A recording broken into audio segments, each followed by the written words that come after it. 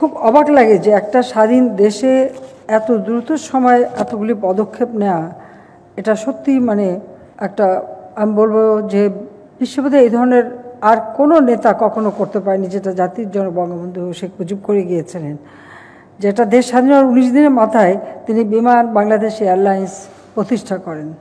দেশকে যুদ্ধবিধ্বস্ত দেশকে গড়ে তুলে সে যুদ্ধের ভয়াবহতা কাটিয়ে উঠে অর্থনৈতিক উন্নয়নের পথে যখন যাত্রা শুরু করে বাংলাদেশ, এবং বাংলাদেশের মানুষের যে মৌলিক চাহিদাগুলি, তাদের অন্ন, বস্ত্র, বাসস্থান, চিকিৎসা, শিক্ষা, যে চাহিদাগুলির কথা স্বাধীনতার পর মাত্র 9 মাসের মধ্যে তিনি একটি সংবিধান উপহার দেন।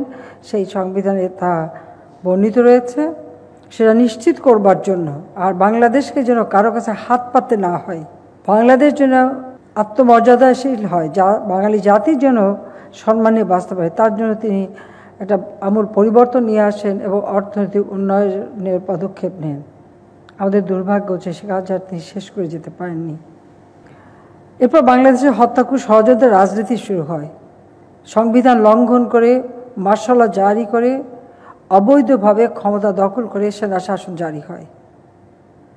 আর যারা অবৈধ ক্ষমতা দখলকারী হয়ে যায়, তারা ক্ষমতাকে পাকাপোক্ত করবার দিকে যতটা বেশি দৃষ্টি দেয়, দেশের মানুষের উন্নয়নের দিকে তত দৃষ্টি দেয় না। হ্যাঁ, প্রথম কিছুদিন জাতির পিতা যে ফসল লাগিয়ে গিয়েছিলেন, যে গাছ লাগিয়ে গিয়েছিলেন, সেই ফসলই তারা ভোগ করেছে, কিন্তু এরপর বাংলাদেশ কিন্তু আর এগোতে পারেনি। বাংলাদেশের অনেক সমস্যা ছিল, সেগুলো কখনো সমাধান হয়নি। 21 বছর পর আওয়ামী লীগ সরকার আসে।